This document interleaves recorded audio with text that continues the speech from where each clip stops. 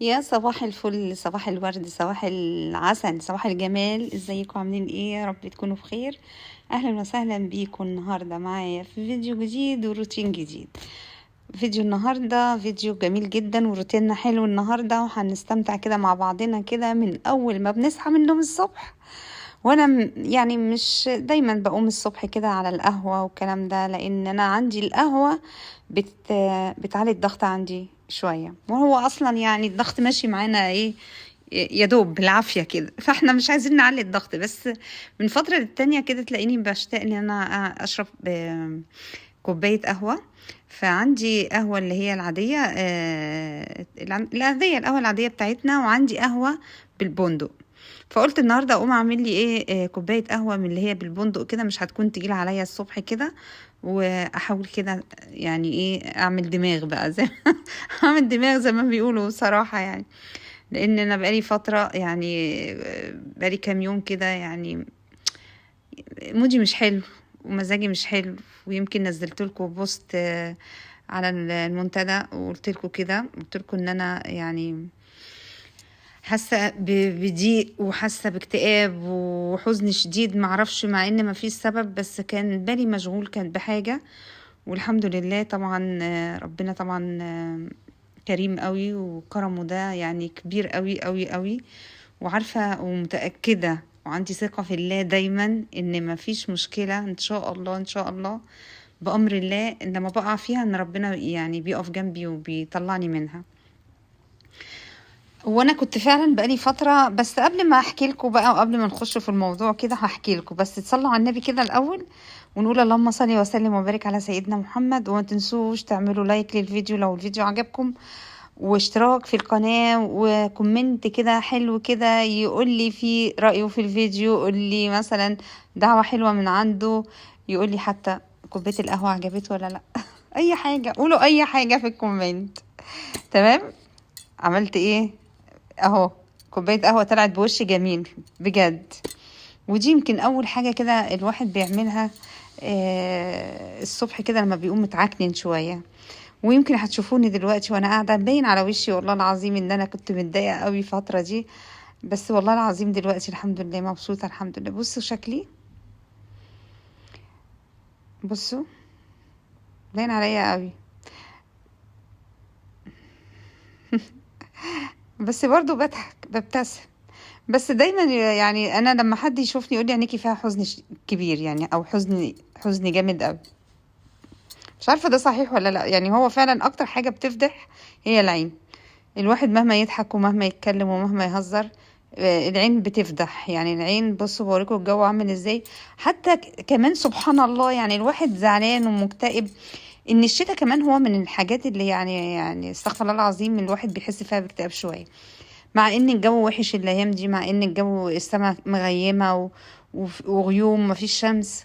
فتلاقوني كده انا ببقى حزينة قوي في الفترة دي لوحدي. معرفش هو ده مود الشتاء بتاعي ولا ايه. بصوا بحاول اصور لكم نفسي في الازاز بتاع القلموتال. بصوا شكلي والله العظيم كنت زعلانه قوي. وقعدت فتره ما انزل لكمش فيديوهات، وكمان ماليش نفس ولا اخش اليوتيوب ولا اخش الفيس ولا اشوف الانستجرام ولا اي حاجه يعني. بصوا خلاص طالما دخلت في المود ده والله العظيم ببقى مش عايزه اعمل ولا اي حاجه، ماليش نفس اعمل اي حاجه، ما عنديش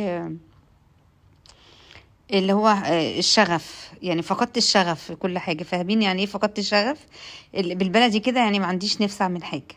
فكلمة فقدت الشغف دي انا حاساها بقالي فترة.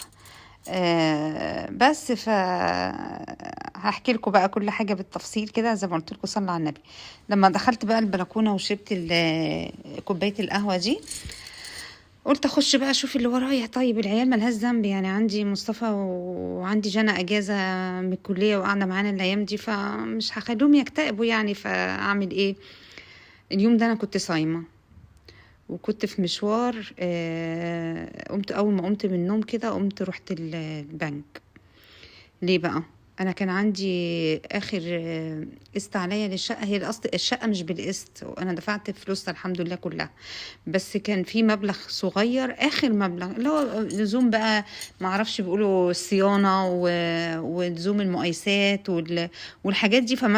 فمبلغ يعني. المهم المبلغ ده كان معايا، بس لما جه القسط التاني بتاع كلية جنى جه والكلية بعتت لي، فاضطريت ان انا اخد منه وادفع لها مصاريف الجامعة بتاعت القسط التاني. ومصاريف جامعة جنى هي عالية جدا وكده. فالمهم خدت من الفلوس اللي انا كنت شايلها للشقة. فطبعا لجأت لحد المفروض ان هم حد قريب مننا قوي، واولا مش من عيلتي يعني، عشان اخد اكمل فلوس الشقة من بسبب المبلغ اللي انا دفعته لمصاريف جانا وكده. فكنت عشمانة فيهم، لان هم يعني المفروض اكتر حد يقف معايا واكتر حد يقف مع مصطفى وجنى، بس هم يعني ايه ما وقفوش جنبي. فالحتة دي يعني زعلتني قوي. ليه بقى؟ آم، انا وقفت مع الناس دي وتنزلت لهم على حاجات كتير قوي. فطبعا المفروض ان انا لما اقع في ضيقه يعني اول حاجه تقفوا جنبي. وبعدين انا وقفت بسبب مين؟ بسبب عيالي، مصاريف تعليم عيالي. انا ما كنتش واقفه مثلا خدت ورحت سافرت بيهم ولا رحت عملت بيهم حاجه، لا ده مصاريف عيالي وتعليم عيالي، ومفروض تعليم عيالي ومصاريف عيالي يبقى من خير ابوهم، من فلوس ابوهم. يعني محدش جاب حاجه من عنده، ولا حد كان عنده حاجه، كل ده فلوس ابو جنى وابو مصطفى وابو الكل يعني. فهم برضو ولاده، ومفروض ان تعليمهم ومصاريف تعليمهم تبقى على من فلوس ابوهم. ايا بقى كانت فلوس ابوهم راحت فين وراحت مع مين، انا ما اعرفش. فانا لما انا اتنازلت عن حقي واتنازلت عن حاجات كتير قوي، وسبت كل حاجه وما وقفتش مع حد على حاجه، فبالتالي انتوا شيلوا لي بقى الحته دي، شيلوها لي. حتى ان انا سبت لكم الجمل بما حمل، فانتوا بقى ايه المفروض لما احتاج بقى حاجه للعيال يعني اكتر حد تقفوا مع العيال. المهم ما لقيتش حاجه حد وقف جنبي، فزعلت واتقهرت، فرحت البنك عشان اعمل كارد.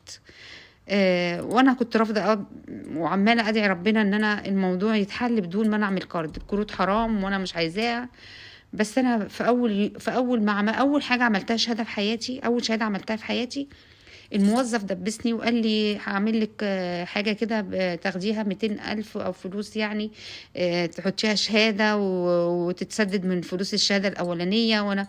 وفي الآخر هيبقى بدل ما هم مثلا مبلغ شهادة اللي انت عملتيها الأولاني، لا هيبقى معاكي مبلغ تاني قصاده بعد سنتين، والحكاية والرواية. وأنا كنت رافضة وما كنتش فاهمة. فهو دخلني في حاجة وأنا ما أعرفش يعني. أول مرة دخلت بنك أعمل فيه شهادة، عمل لي شهادة جنبها او كارد جنبها من بضمان الشهادة ديت وكده يعني. والمبلغ بدل ما هيبقى واحد هيبقى اتنين. فانا نسيته بقى ومعرفش هو بيسد نفسه بنفسه. الشهادة الاولانية بتسد الكارد اللي هو عمله لي، وانا سايبة الدنيا ماشية وخلاص وسكت يعني. فالمهم ايه، راح عشان اعمل الكارد، وانا بعمل الكارد البنت الموظفة بتقنعني ان هو ما تقلقيش وانتي محتارة ليه وزعلانة ليه. قلت لها والله انا مش محتارة، ده انا زعلانة. وانا بقول لها الكلمة دي حسيت ان في شكة في قلبي جات لي كده وقلبي وجعني. فدمعت قدامها. فلما دمعت البنت يعني اتأثرت لدرجة ان هي دمعت على شكلي، ما اعرفش ازاي. فحسيت ان الحتة دي وصلت لربنا، ما اعرفش ازاي. والله العظيم وانا قاعده كده يعني، دي معجزه يعني. بصراحه حسيت ان هو ربنا مش عايز ايه يعني يوجعني. وهو اكتر حد بيبقى حاسس بعبده لما بيتوجع امتى، ولما بيتألم امتى، بيبقى في مشكله امتى. فهو معاه ما بيسيبهوش. والله انا عايزه اقول لكم ان ربنا ده كريم قوي يا جماعه. اوعوا تفتكروا ان انتوا تبقوا في ضيقه ولا في كرب وربنا هينساك. وصدقوني والله العظيم، طول ما انتوا مع ربنا، وطول ما بذكري ربنا، وطول مع الصلاة مع ربنا والصيام وكل اللي احنا بنعمله مع ربنا ده، عمر ما ربنا ما هينسانا ابدا. الاستغفار والصلاة على النبي والتسبيح وكل حاجة، ده عمره ما هينساك. مش هيسيبني يتألم، مش هيسيبني يتألم. والله انا لحد النهاردة برغم ان انا يعني انا اتنازلت عن حقي واتنازلت عن حاجات كتير، بس كل ما افتكر ان انا اتنازلت عن حقي اللي المفروض كان حقي، وكان حاجات ليا كتير فانا اتنازلت عنها. لما بفتكرها كده مع نفسي ان انا اتنازلت عن حقي، بفضل ابكي وعيط. فاكيد الحتة دي برضو ربنا مش هيسيبها يعني، ان هو الحتة بتاعت حقي اللي راح دي، او اللي انا ضيعته، او اللي اتاخد مني وانا زعلانة عليه ده، يعني اكيد عند ربنا هيعوضني بيه وهيجيب لي حقي اكيد. والله العظيم. فلما قعدت في البنك حسيت برضو بوجع كده في قلبي بسبب ان الناس اتخلت عني وان انا بعمل قرض. ففي ساعتها لقيت ربنا بيحلها من عنده. وانا دعيت كتير ان ربنا يفك لي مشكلتي دي بدون قرض، لان القروض حرام. فرحت بسرعه، لقيت مش بسرعه، لقيت البنت بقول لها هو الشهاده اللي عندي هتتفك امتى؟ قالت لي في شهاده هتتفك عندك يوم 2 3 اللي جاي. قلت يا ما انت كريم يا رب. الفلوس اللي هتدفع للشقه كان معايا جزء منها، والجزء التاني مش عارفه اكمله، وكنت رايحه اعمل قرض عشان اكملها. طبعا لما تقول لي الشهاده هتتفك يوم 2 3 اللي جاي وكده، اتبسطت. قلت لها طب خلاص انت بتعملي لي كارد ليه؟ لما انا في شهاده ليا هتتفك يوم 2 3، انت بتعملي لي كارد ليه؟ لا انا مش عايزه كارد، مش عايزه كارد. قالت لي يعني ما كملش الاجراءات. قلت لها لا. بعد ما مضيت على الورق والله العظيم اكدت عليا تاني، قالت لي يعني مش هتعمليه مش هتكمليه. قلت لها لا.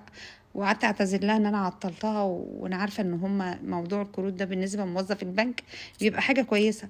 فراحت حاجه كويسه ان هو ما عرفش يبقى ترقيه ولا بياخدوا نسبه ولا ما اعرفش يعني. بس فالمهم راحت مقطعه الورق، ورحت طلعت من عندها.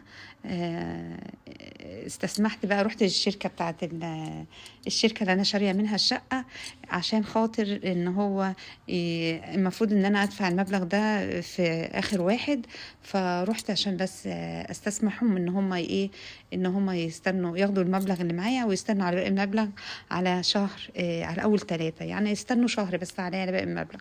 فمستنية ردهم، وبقول يا رب زي ما أنت وقفت جنبي وحليتها وفتحت لي باب من عندك، يسدني ويسد الدين اللي عليا، بدون ما اعمل قرض، وبدون ما احوجني لحد، وبدون ما امد ايدي لحد، وما خدتش من حد الحمد لله.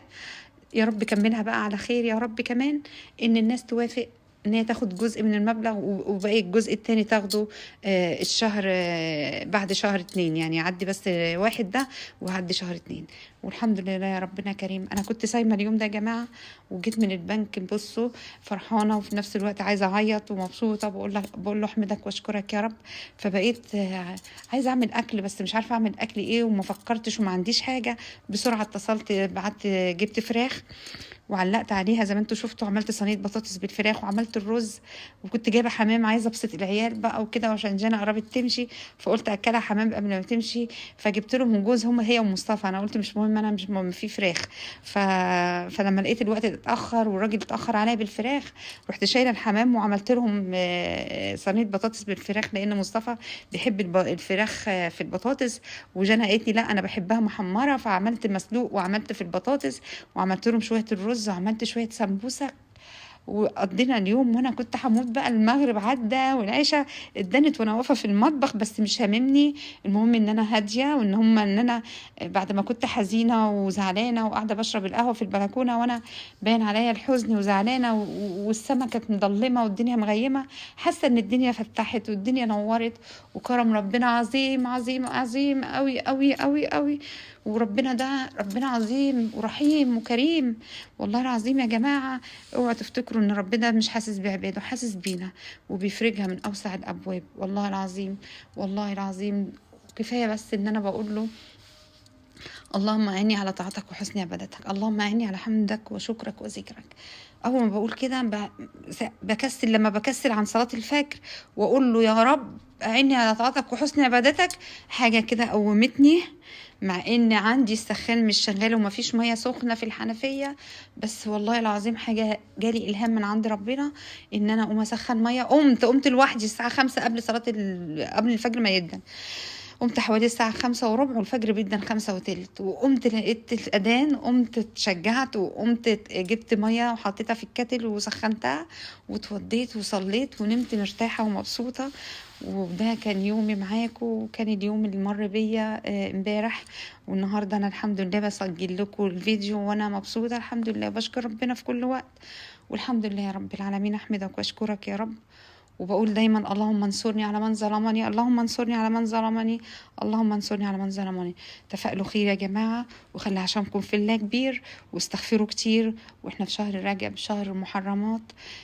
يعني انا قلت لكم يعني اللهم بلغنا شعبان وبلغنا رمضان، اللهم بلغنا رجب وبلغنا شعبان وبارك لنا في رمضان يا رب. الحمد لله الحمد لله. عملت معاكم فيديو وعملت معاكم الروتين ده، وانا بصوا يعني جاية من برا، داخلة البيت الساعة 4، عملت أكل، بدأت في الأكل الساعة 5، المغرب أذن عليا ودخلت العشاء، واكلة كلت انا وولادي بعد العشاء، وبعد ما كلنا الحمد لله حمدنا ربنا وشكرنا ربنا، وخلصت اكلي وكل حاجه تمت على خير، وصينيه البطاطس طلعت جميله. بصوا عملت رز وعملت سمبوسك، وكان يوم جميل وقضينا يوم جميل وغرفنا الاكل واتغدينا.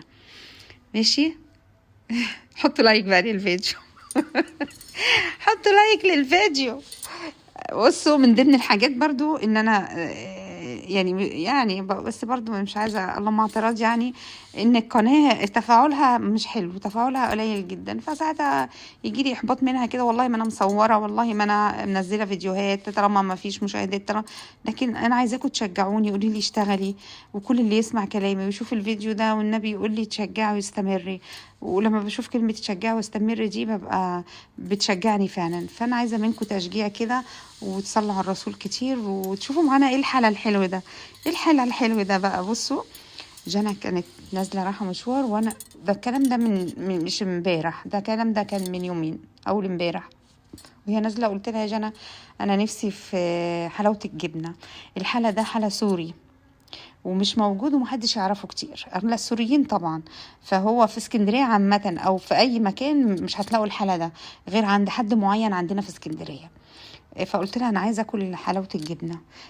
بصوا عجينه كده طريه، محشيه قشطه ومحشيه فستق، وسكرها خفيف كده وناعمه ناعمه قوي، ومعاها سيرم او الشربات ده للي عايز يزود. يعني هي حلوه حلاوتها معقوله، ومحشيه كمان قشطه من جوه مع الفستق، بس اللي عايز يزود من الشربات بتاعها او السيرم ده او العسل ده يزود يعني. فانا بحبها، قلت لها يا جنى هاتيلي وانت جايه حلاوه الجبنه، فجابت لي النص كيلو ده. قعدت اتسليت فيها بقى، احنا في الشتاء بقى وجو بقى زي ما انتوا ايه عارفين عايز حلويات كتير. بعد بقى ما خلصنا حبيت اكافئ ولادي بقى مكافأة حلوة. ايه جنى خلاص هتمشي، فمصطفى قال يا ماما نروحوا يلا السينما قبل ما جنى تمشي. خدتهم على السينما واتفرجنا على فيلم حلو جدا اسمه فيلم طلقني بتاع كريم عبد العزيز ومعاه دينا الشربيني. وده كان يومي حلو معاكم النهارده. اتمنى يكون الفيديو عجبكم. الفيلم خلاص بقى وبقول لكم يلا سلام. اتمنى يكون الفيديو عجبكم. لو الفيديو عجبكم ما تنسوش لايك وشير وسبسكرايب للقناه. بحبكم.